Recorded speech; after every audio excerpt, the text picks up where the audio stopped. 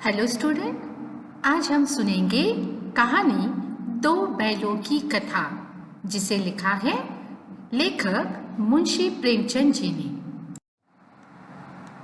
प्रेमचंद हिंदी और उर्दू के महानतम भारतीय लेखकों में से एक है। मूल नाम धनपत राय श्रीवास्तव वाले प्रेमचंद को नवाब राय और मुंशी प्रेमचंद के नाम से भी जाना जाता है। उपन्यास के क्षेत्र में उनके योगदान को देखकर बंगाल के विख्यात उपन्यासकार शरत चंद्र ने उन्हें उपन्यास सम्राट कहकर संबोधित किया था।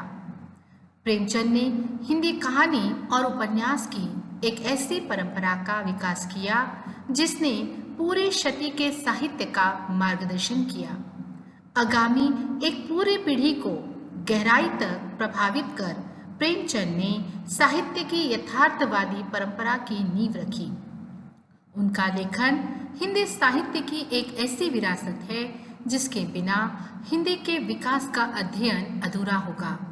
वे एक संवेदनशील लेखक, सचेत नागरिक, कुशल वक्ता तथा सुधी संपादक थे।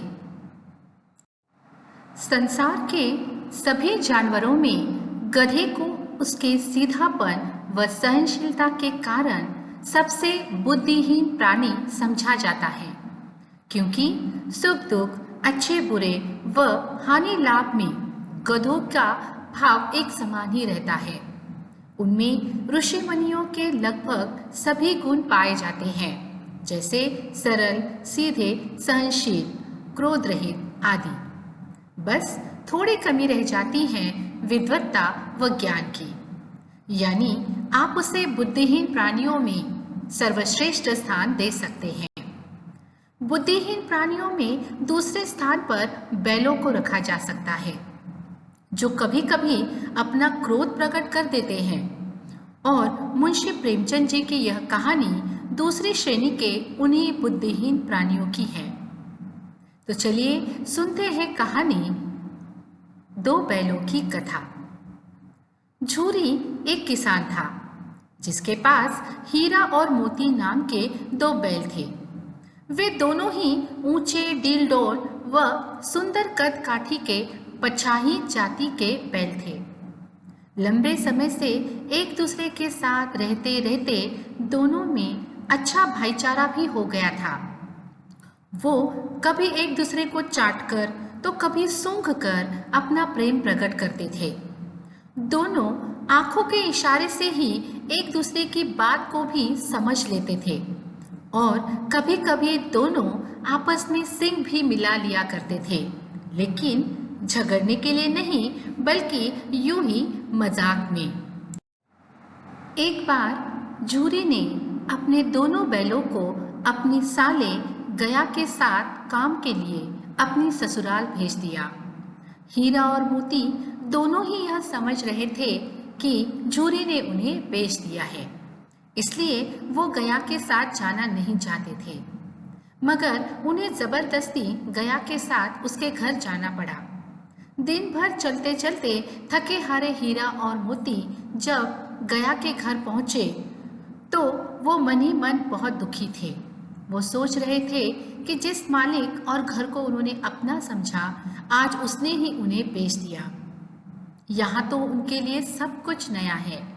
अब दोनों ने अपनी मूक भाषा में एक दूसरे से बात की और रात होने पर जब सब लोग सो गए, दोनों ने अपनी अपनी रस्सियों को तोड़ डाली और अपने घर की तरफ चल दिए। सुबह जब झूरी उठकर बाहर आया तो अपने दोनों बैलों को दरवाजे पर देखकर खुश हो गया।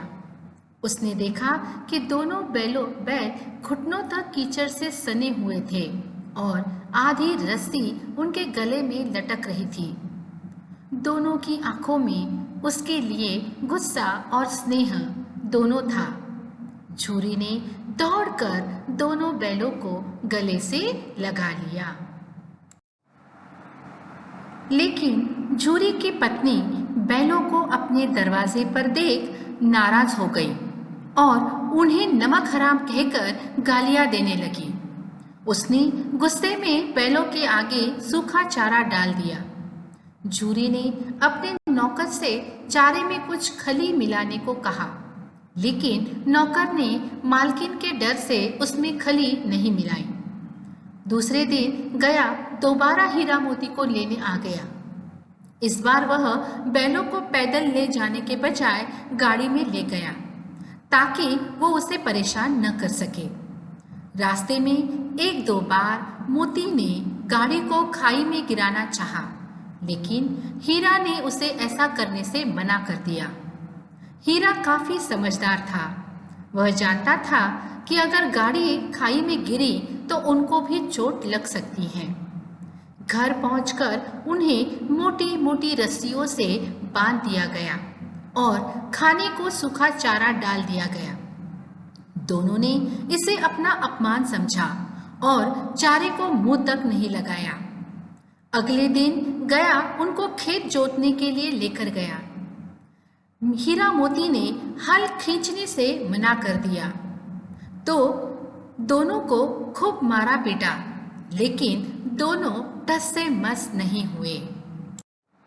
शाम को फिर से उन्हें मोटी मोटी रस्सियों से बांध दिया गया और उनके आगे फिर से सूखा भूसा डाल दिया गया, लेकिन दोनों ने कुछ नहीं खाया। जब रात को घर के सब लोग खाना खा रहे थे, तभी भैरों की नन्ही लड़की 2 रोटियां लेकर आई और उन्हें खिला गई, जिसे खाकर उन्हें संतोष हुआ। लड़की की सौतेली माँ थी जो उसे बहुत परेशान करती थी। लड़की रोज आती और उन्हें 2 रोटियां खिलाकर जाती। इससे उन दोनों को उस लड़की से स्नेह हो गया था। हीरा और मोती दिन भर काम करते और रात को सूखा भूसा उनके सामने फेंक दिया जाता था। इसी तरह कुछ दिन गुजर गए। एक रात दोनों ने रस्सियां तोड़कर भागने की तैयारी कर ली। वो रस्सियों को तोड़ने के लिए उसे चबाने लगे, मगर रस्सी काफी मोटी थी, इसलिए वह आसानी से नहीं टूटी।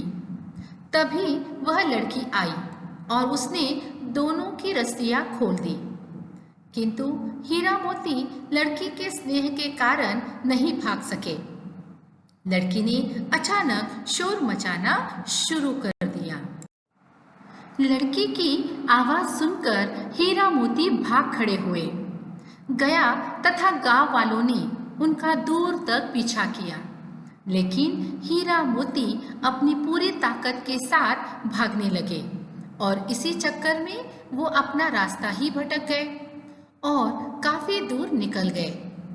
दोनों अपनी आजादी का जश्न मना ही रहे थे कि अचानक दूर से एक सांड उनके आगे आ गया। दोनों की समझ में नहीं आ रहा था कि अब सांड से कैसे मुकाबला किया जाए। खैर, दोनों ने मिलकर बढ़िया रणनीति के तहत उस पर आक्रमण किया। सांड जब एक बैल पर आक्रमण करता तो दूसरा बैल पीछे से उसे मार देता और यह काफी देर तक चलता रहा। सांड भी 2-2 बैलों से एक साथ लड़ने का आदी नहीं था। तभी मोती ने उसके पेट में अपना सींग घुसा दिया, जिससे वह बेदम होकर गिर पड़ा। हीरा मोती को उस पर दया आ गई। वो उसे अधमरा छोड़कर आगे बढ़ गए। तभी उन्हें सामने मटर का खेत दिखाई दिया। भूख तो लगी थी, सो हीरा के मना करने के बाद भी मोती मटर खाने लगा। अभी उन्होंने कुछ ही मटर खाई थी कि 2 आदमी लाठी लेकर वहां आ गए। उन्हें देखकर दोनों ने भागने की कोशिश की, किंतु कीचड़ में फंसने के कारण भाग न पाए और पकड़े गए। उन लोगों ने उन्हें पकड़कर कांजी हाउस में बंद कर दिया। कांजी हाउस पहुंचकर उन्होंने देखा कि वहां पहले से ही कई और जानवर जैसे घोड़े, भैंस, बकरियां भरे पड़े थे। उनमें से कुछ बहुत कमजोर थी तो कुछ मुर्दा हालत में थी। वहां उन्हें दिन भर कुछ भी खाने को नहीं मिला। रात होने पर हीरा ने मोती से वहां से भागने की बात की और उसके बाद हीरा ने सींगों से दीवार पर मारना शुरू कर दिया। काफी मेहनत के बाद हीरा ने आधी दीवार गिरा दी। आधी दीवार के गिरते ही वहां से घोड़े, भैंस और बकरियां भागने लगी, लेकिन गधे ज्यों के त्यों अपनी जगह पर खड़े थे। लेकिन मोती ने उन्हें भी सींग मार मार कर वहां से भगा दिया। लेकिन हीरा खुद नहीं भागा, क्योंकि मोती मोटी रस्सी से बंधा था जिसको तोड़ना मुश्किल था। इसलिए वह मोती के पास आकर बैठ गया। अगले दिन चौकीदार ने यह सब देखा तो उसे हीरा और मोती पर बहुत गुस्सा आया। उसने उन दोनों को डंडे से खूब मारा पीटा और मोटी रस्सी से बांध लिया। इस तरह हीरा मोती को कांजी हाउस में बंद हुए 1 सप्ताह हो गया था। उन्हें खाने पीने के लिए कुछ नहीं दिया जाता था। दोनों सूख कर काटा हो गए थे। एक दिन नीलामी हुई और एक कसाई ने उन्हें खरीद लिया। नीलाम होकर दोनों उस दड़ियल कसाई के साथ चले जा रहे थे। तभी हीरा मोती को लगने लगा कि ये रास्ता उनका जाना पहचाना है। उनके कमजोर शरीर में फिर से जान आ गई और उन्होंने भागना शुरू कर दिया। भागते भागते झूरी के घर पहुंच गए और थान पर अपनी जगह जाकर खड़े हो गए। झूरी उन्हें देखते ही दौड़ा दौड़ा आया और उनको गले से लगा लिया। बैल भी झूरी को देखकर काफी खुश थे। तभी दड़ियल कसाई भी बैलों को लेने वहां आ पहुंचा।